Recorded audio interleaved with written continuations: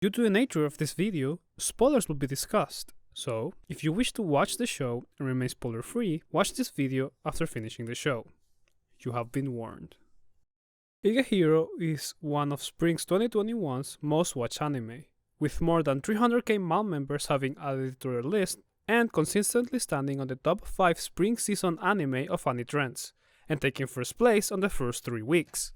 With its full title translating to I Shaved, the Nabora High School Girl Home, I was part of the group of non-source readers who were expecting an anime shamelessly portraying a fanservice-ridden age gap relationship between an adult man and a minor. Then the first episode came out, and the nuance with which it treated subject matter was genuinely surprising.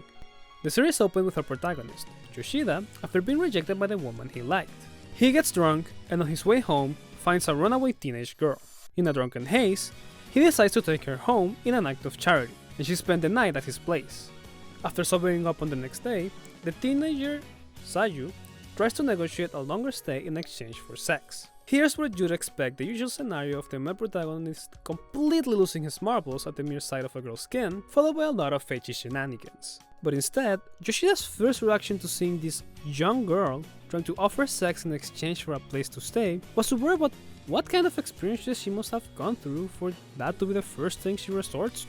There's something wrong, he argues, with such a young girl even thinking about offering sex as a transaction like it's something natural, and worries about how her previous stays with other men have harmed her psychologically, how she's been manipulated into believing something like this to be expected. And when we, as an audience, start being impressed by how great a person he is, Yoshida himself reminds us that there's nothing particularly upstanding about not taking advantage of an underage girl in a vulnerable situation. At this point, I was so impressed that I was willing to overlook the way the camera sometimes ogled the girl, the way it lingered on her in ways that seemed to contradict what the narrative was trying to tell us. I really wanted to like this show. But as the series went on, I started noticing some glaring issues that were getting harder and harder to brush off. Let's start with our main protagonist. So, who is Yoshida exactly? As the series opens, he's presented to us as this straightforward, charitable guy with a good head on his shoulders. He's perceptive enough that he can tell when it's appropriate to give Saju distance, he's straightforward enough to directly confess his feelings to his crush, but reliable enough not to be spiteful about being turned down. He's sociable, and is on good terms with his co-workers, male or female. At the start of the show, he's hit a particularly rough spot in his life after his recent rejection, and has let himself go a bit. At some point in the story, Yoshida starts getting attached to Saju's presence in his life, and that he's genuinely distressed by the idea of her leaving. This is fine, but the way the narrative tries to justify this to us is by suddenly repeating over and over how much of a loser he really is. How, without her, he'd just be a lonely, friendless guy. The problem with it is that this is just not true.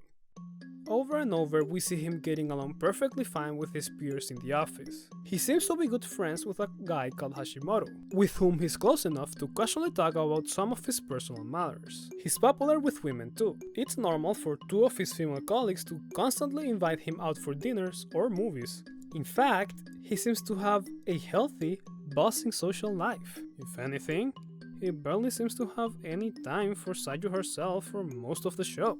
Let's talk about one of his female coworkers, Mishima. This type of character is the bane of any romance drama shows out there. The third vertex.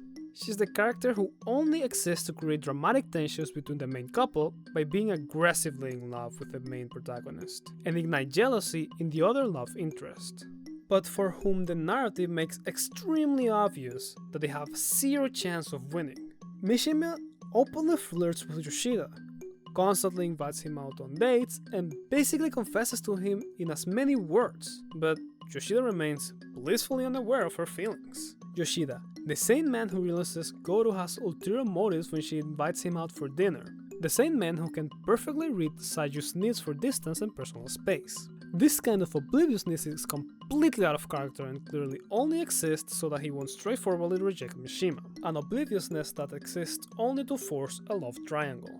See, here's where we start finding the common pattern in Yoshida's discrepancies as a character.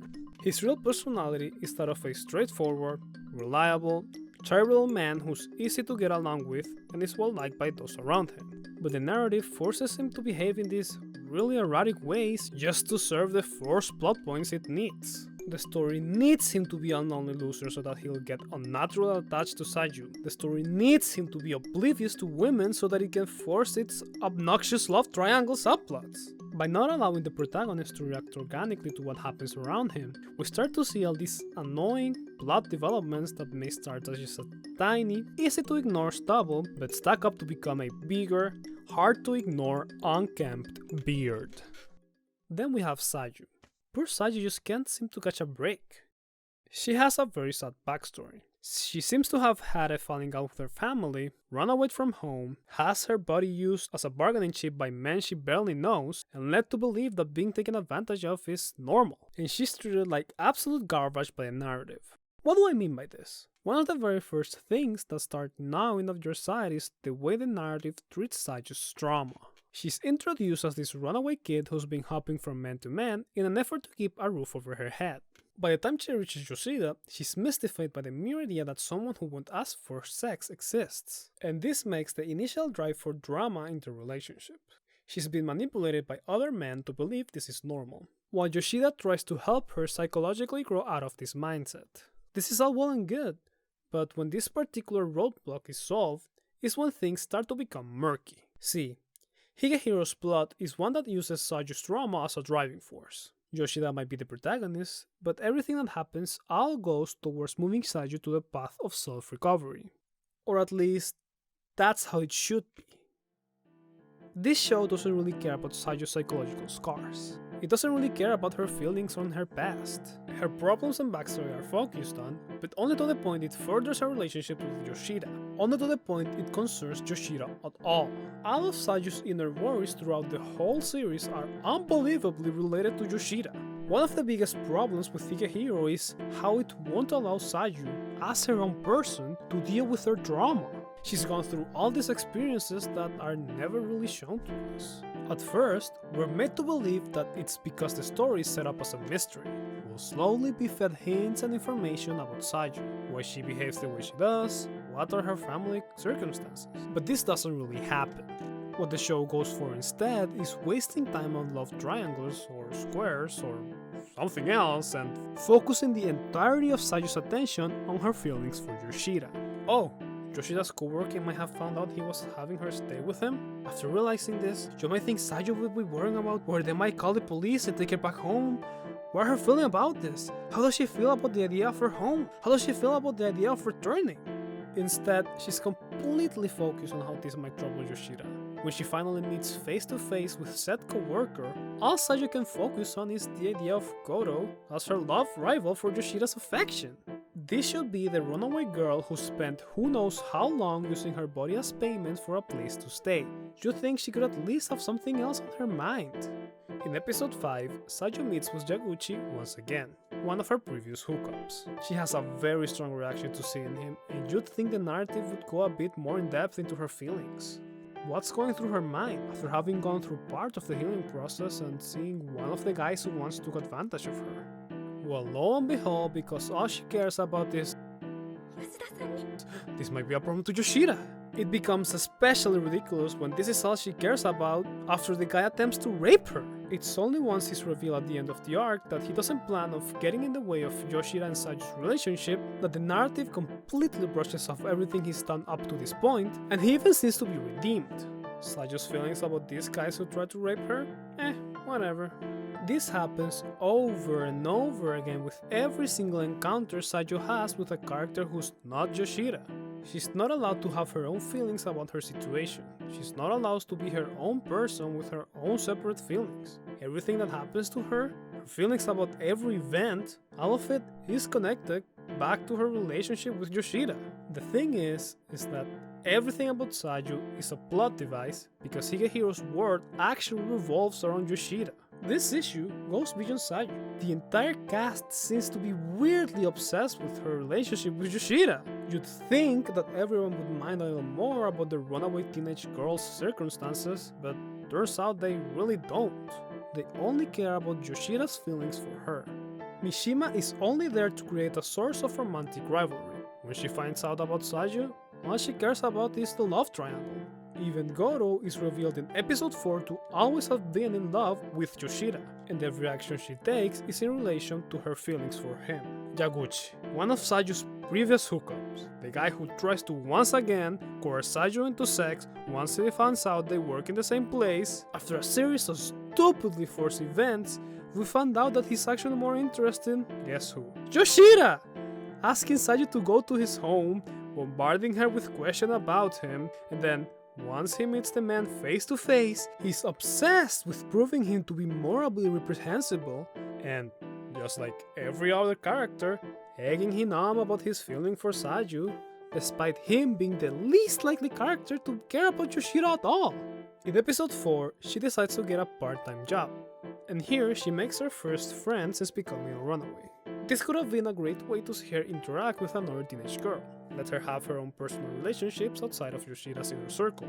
But the story wastes no time to have her also obsess over Yoshida and Saju's relationship, forcing herself into Yoshida's house and trying to get one-on-one interactions with him.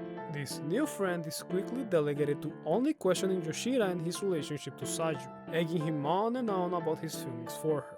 Saju's brother eventually comes to pick her up. The first point of contention is whether Yoshida is a good person or not. Even his male co-worker, who barely appears, seems to be unnaturally interested in Yoshida's love life. It's like all every single character cares about is Yoshida, Yoshida, Yoshida. There's this plot waiting to happen about a teenage girl on the run, away from her home, being searched on by her family, skipping school, and side characters who find out about this. But even then, all they care about is Yoshida. Well, but is he a good guy? Is he really doing it only to make himself feel good? Or does he like her? Okay, but do you like her? No, I mean like, do you like her or do you like her? Higehiro had a strong intro, and I'd even say it was close to being a genuinely good show. This could have been a show that deals in a nuanced way how a teenager with no support network is manipulated and left to rot by society, and the tale of one charitable man deciding to help her out and set her on the path to recovery. Instead, it decides to be a shallow romance melodrama that doesn't really care about said teenage girl's core personal problems, but instead uses them to kickstart even more cheap drama. Thank you so much for watching. Make sure to like and subscribe if you like the video, and leave in the comments how you would confess to Yoshida. I personally sent him a letter about a year ago. I haven't gotten a reply, but I'm still hopeful. Anyways, I'll talk to you all in the next video.